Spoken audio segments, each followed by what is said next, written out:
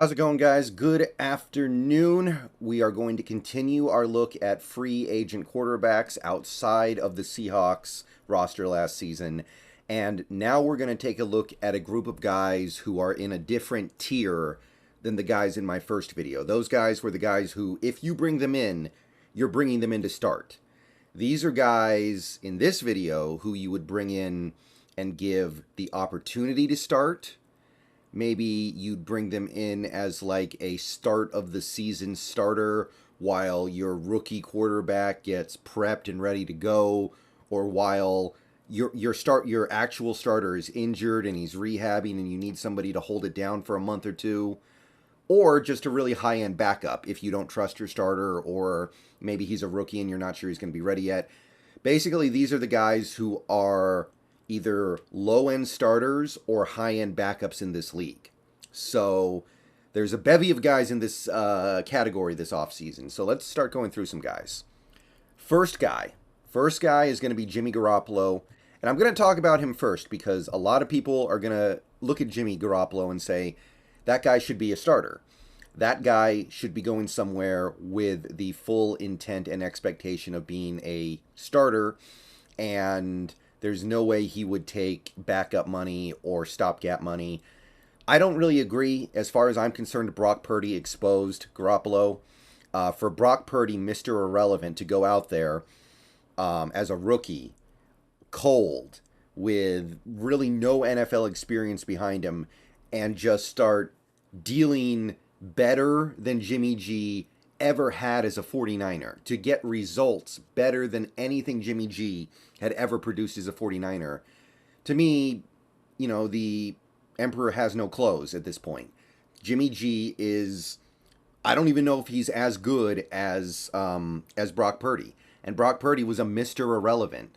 So to me, that taught me everything I need to know. However, yes, I will acknowledge the fact that Jimmy Garoppolo has done a lot of winning in his career. He's got a very good record as a starting quarterback in this league. He's produced some really good results, and he was putting up pretty good numbers before he got hurt last year. So yes, I think there is the possibility, the distinct possibility a team could fall for it. Look at Jimmy Garoppolo and say, yeah, we're bringing that guy in, we're going to pay him starter money, and he's going to be our starter. But I'm not looking at him like that, and I don't think the Seahawks would either. Nevertheless, 16 touchdowns, 4 interceptions, a 7-3 record, 67% completion, 103 QB rating. It's definitely possible that somebody out there is going to look at that and go, yeah, that's going to be our guy. So, by the way, PFF also was relatively complimentary to his 2022 season as well, 71.5. So, okay. I understand the argument. I just don't agree with it. What I also don't agree with is Spotrac saying that Jimmy G's market value contract would be 4 years, $140 million. That's basically, by the way, the Russell Wilson contract that he got from us in, what was it, 2019? And I understand this is 4 years later, but yeah, no. He did get hurt, by the way. He did have a serious injury in the middle of last season. And he's getting older. And he's always been a guy who's gotten hurt, so I don't buy this is going to be out there for him. I just don't. PFF projected 1 year, $15 million, which I could see that if a team out there is like, let's give this guy a shot. But to me, I'm waiting to see if maybe Garoppolo goes through a bevy of, looks and nobody picks him up at that price. And then maybe you get to a point where Garoppolo's like, okay, I'll be a backup or stopgap or whatever. And I guess in the universe where Geno's gone, Locke is gone, and the Seahawks draft a CJ Stroud or a Will Levis or Bryce Young or Anthony Richardson, and you want to bring in a veteran stopgap who can play competent football, I still wouldn't really like Jimmy G, but I guess he would have to be on the list. At that point, if he's willing to do like 1 year, $6 million, 1 year, $7 million, you'd have to at least consider it, right? But definitely not enthusiastic about that. Okay, next guy on this list is going to be Baker Mayfield. This is another guy who's kind of in that category of like, he's intriguing because he was the #1 overall pick, but you also feel like you've seen enough. Like, I feel like you've seen enough from Baker Mayfield to just know he's not particularly good anymore. And he had that one really nice year in Cleveland, but that was a couple years ago. And he's gotten opportunities in 3 different locations since then, Cleveland, Carolina, and LA. And none of it's gone particularly well. When he went to LA, he had that one really good game against the Broncos, where he completely lit up Denver's defense. But other than that, he had the Raiders game where he led the miracle comeback at the end. But honestly, I mean, he wasn't that good before the comeback. And then the other games, he was not very good. And in Carolina, he wasn't very good. And 2021, I know he was playing through an injury, but he wasn't particularly good there. So Baker Mayfield, I don't see any way that he's looked at as like a penciled-in starter by anybody, unless they're trying to tank. Even PFF doesn't like him very much. 50.6 grade, not good. So Spotrac estimates 2 years, $13 million. I don't really know why. Like, based off what, other than the fact that he was the number 1 overall pick one time? Why would you give this guy any more than like 1 year, $4 million? Maybe less, maybe 1 year, $3 million. I don't know. I don't know at this point. Like, he literally played for 2 different teams last year, didn't play well for either, played for another team the previous year, didn't play well. I don't know why you would give this guy that much more than the veteran minimum. I could see like 1 year, $4 million at most. And I still don't think I would be that interested in it. But again, in that scenario where you just need some random, capable, competent veteran to start for a couple months in front of CJ Stroud or Will Levis or Bryce Young or whatever, I guess you could do worse, but no, I think we can do a little bit better. A little bit better, like, actually, and I can't believe I'm saying this, Sam Darnold. Sam Darnold actually played okay for Carolina last year when he filled in for, partially Baker Mayfield. Nothing special, nothing over the top, still really inaccurate as a passer, but he used his legs okay. He didn't turn the ball over a ton, which has always been my problem with Darnold, and it was probably the best football he's ever played. Now, it was mostly because he was riding a really nice rushing attack in Carolina, but I saw a spark from Darnold that I had never really seen before. And I'm not going to go crazy about it. I'm not going to say it was anything over the top, but he looked at least like an NFL quarterback. So if I'm going to try to get the highly picked quarterback who busted, it's not going to be Baker. I think it would be Darnold. And I'm not saying Darnold's high on my list either, but Darnold's higher on my list than Baker. PFF was okay with Darnold last year, 62.2 grade. It was passable. Again, he was benefiting from a pretty powerful running game over there in Carolina. But, I mean, it's better than what he's done in most of his previous years, I would say, right? Like, maybe he's also younger than Baker, so maybe there's a little something here, just a little something. I'm not going to go crazy with it. Spotrac says 2 years, $10 million. I imagine it would probably be more like a 1 year, $5 million deal. I think he wants to hit the market again ASAP. And if you're looking for a guy to just hold down the fort for 1 year while your rookie gets ready to play in the NFL, you just don't want to throw him to the Wolves week 1. Darnold, perfectly reasonable. That would actually be one of my top guys, I think. I think he has the arm to at least push the ball down the field a little bit more than guys like Baker and Garoppolo. And he's young, so you never know. He might be a late bloomer, I guess. I'm not a big fan of his game, but at least I can point to something and say it seems like he's getting better as time goes by. So if Darnold wants to be your starter or compete for the starting job for 1 year, $5 million, I'm cool with that. All right, let's keep looking at some of these higher-end backup types, moving on with Teddy Bridgewater.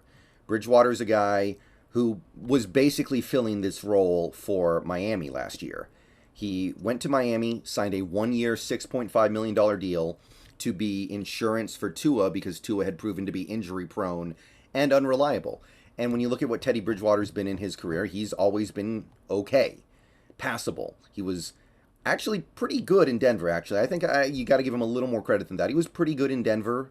He was okay-ish in Carolina, nothing over the top, but perfectly fine game manager, I guess. He obviously had that really nice stretch of 5 starts in New Orleans. He's a guy who has been a full-time starter previously, although that was a long time ago. And he more or less filled his responsibilities as the Miami quarterback when Tua went down. Now, he wasn't great. He had definitely played much better football the previous several years. So, Teddy Bridgewater, there's a little less excitement here because he's already 31. He's going to be 31 this year. So when I look at that, I go, I'd rather have the guy who's going to be 25, 26. Then something surprising can happen. I don't think anything surprising can happen with Teddy Bridgewater because he's been in the league too long. We know exactly what he is. By the way, for whatever it's worth, even though his stats this year were not particularly good, he had 4 touchdowns, 4 interceptions, PFF actually thought he was playing pretty okay. 71.2 grade, that's solid. Previous year, a good amount better, of course. He played basically the whole season and actually put up a pretty good grade. So, look, if you're looking for a 1-year stopgap or even a 2-month or 3-month stopgap for rookie QBX, I think Bridgewater's a passable option. My holdup would be he doesn't have a big arm. So you're not going to be able to push the ball down the field to Lockett and Metcalf. So it's not the fit that I'm dreaming of necessarily. But if your only concern is just killing time while QBX readies himself, then I think that Teddy Bridgewater is at least workable. And you could probably get him for like similar to what he gave Miami. 1 year, $6 million, 1 year, $7 million, in that range. Just basically tell him you're the starter for a year to maybe less than a year, but you're going to be the starter until our rookie X is ready to go. Okay, there's one more guy I want to briefly touch on here. It's a guy who kind of served this role again in 2022, Jacoby Brissett. The Browns signed him to 1 year, $4.65 million to be the backup to Deshaun Watson, and then Watson got suspended, and they were like, okay, Brissett's going to hold it down for us while Watson works his way back. How'd it go? Well, the stats were okay. 12 touchdowns, 6 interceptions, 64% completion, 2,600 yards. The points scored were good. The Browns actually had one of the more prolific offenses in the league with Brissett. It actually took a step back when Watson started playing, for whatever that's worth. So, not bad. Not bad. He's not really good enough to be a starter in the league, but he's almost good enough to be a starter in the league, it seems like. Now, this is another guy who's kind of like Bridgewater. He's already over 30, so there's not a whole lot of excitement here. But, again, if all you're looking for is a guy to push your rookie or let your rookie sit and wait until he's ready, it'll work. It'll work just fine. By the way, PFF actually really liked his 2022. They gave him a grade of almost 83. They were a big fan of what he was doing. So maybe this is an indicator that this is a player who could do exactly what you need him to do. He could be like, maybe you could call him even like the poor man's Geno Smith. Do what Geno did for a year, maybe a little less, and and then we're moving on to Rookie X. That's very possible. So Spotrac estimates his next contract will be 1 year, $5.5 million. I could see that. Somewhere around there. Little bit of a pay bump from last year, but not a big one. He's still probably not good enough to be an everyday starter in this league. He's not good enough to be guaranteed a starting job in this league. Probably not good enough to ever like make a deep playoff run or win the Super Bowl. But he's one of those guys who can start and will generally not completely embarrass you.